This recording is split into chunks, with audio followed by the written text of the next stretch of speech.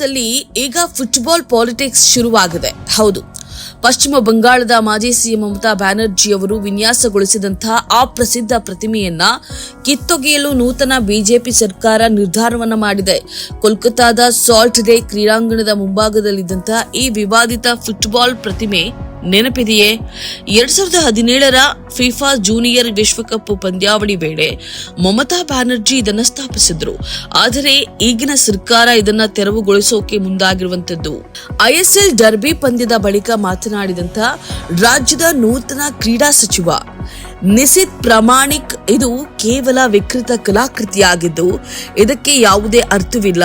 ಈ ಕುರೂಪಿ ಪ್ರತಿಮೆಯನ್ನ ಸಂಪೂರ್ಣವಾಗಿ ನಿರ್ನಾಮ ಮಾಡಲಾಗುವುದು ಅಂತ ಹೇಳಿ ಖಡಕ್ ಹೇಳಿಕೆಯನ್ನ ನೀಡಿದ್ದಾರೆ.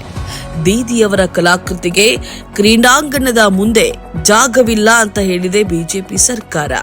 ಕ್ರೀಡಾಂಗಣದ ಮುಂದಿನ ಈ ಹೈಡ್ರಾಮಾ ಮತ್ತು ಸರ್ಕಾರದ ಈ ನಿರ್ಧಾರದ ಬಗ್ಗೆ ನಿಮ್ಮ ಅಭಿಪ್ರಾಯವೇನು?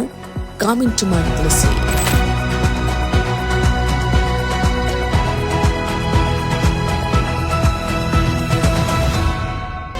ಇನ್ನಷ್ಟು ವಿಡಿಯೋಗಳನ್ನ ನೋಡಲು ನಮ್ಮ ಚಾನೆಲ್ ಅನ್ನ ಸಬ್ಸ್ಕ್ರೈಬ್ ಮಾಡಿ, ಬೆಲ್ ಐಕಾನ್ ಕ್ಲಿಕ್ ಮಾಡಿ.